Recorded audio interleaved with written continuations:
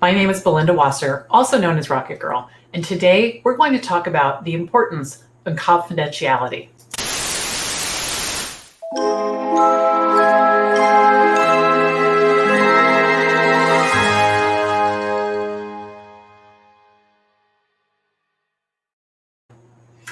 When you're a virtual assistant, the keys to the kingdom are often handed right over to you. You have your clients' social media passwords. You have access to all of their files. You see how their files are organized. You might even know how much money they make, and you might have some credit cards of theirs.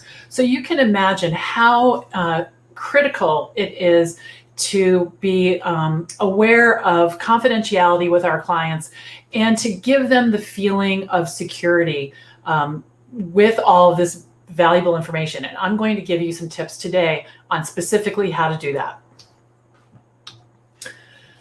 You want to keep quiet. If you're talking to your client, Mary, and you're telling her everything Joe is doing, Mary's going to assume that you're doing the same thing with other clients. So you want to make sure that you really, what's that phrase? Stick to your knitting. Just talk about your client's work with them. Now, you also want to, I'm going to talk about how you can share examples in a minute, but you just really don't want to give any impression of gossip. The second thing is you want to keep their information safe. So what I mean by that is, for example, I have LastPass. And all of my client passwords are in LastPass. Same with their credit card information, their FTP information. I'm just not keeping that on my hard drive or in a notebook somewhere. It's behind an encrypted, I don't know what to call it exactly, but the information is encrypted, and I do pay for LastPass because it has that heightened level of security.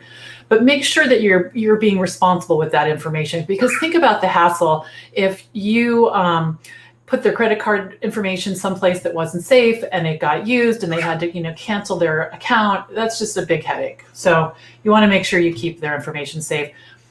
This can be a little tricky. A lot of times, because I've been a VA for 10 years and because I've worked with a couple hundred clients, my clients know that I am inside other people's businesses. So they want to take advantage, and they're smart to do that, of what I've learned by working with others. So you want to share in a way that protects your client. So for example, if a client they have a project, I can say to them, oh, I've done that before. This is how we handled it.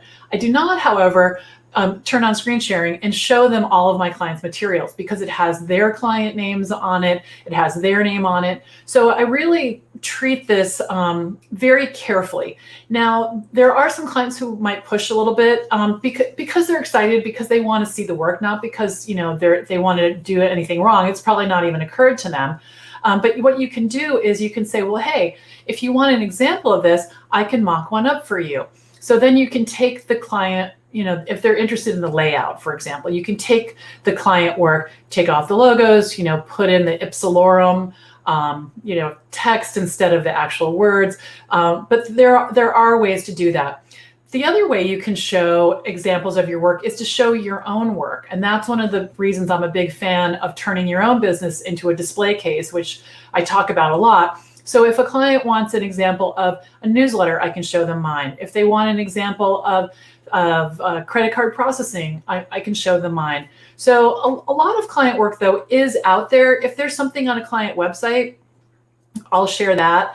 As long as it's in the public domain, but not any of the behind the scenes details. I'm very careful about that. And, while I don't make a big deal out of talking about confidentiality with clients, I don't really bring it up. I do say something along the lines of, if they're sending me password or credit card information, I say, oh, just so you know, I keep that in LastPass and it'll be safe with me. Just as a little, little statement while I'm talking to them. So that's about it right now for confidentiality. But before I go, I want to take a minute and invite you to my free online classroom, the Virtual Assistant Connection. It's on Facebook, and you can find us by typing the Virtual Assistant Connection in the search bar at the top, and then click the join button, and we will happily welcome you. We have almost 7,500 members from 47 different countries all over the world. It's a wonderful, lively, active community, helping each other out as virtual assistants, whether you're just starting out or thinking about it, or you've been a VA for a long time like me. So please come over and join us. We'd love to have you. And there's lots of videos and articles there about how to be a virtual assistant as well. So until next time, I'm Belinda Wasser, Rocket Girl, signing off. Bye-bye.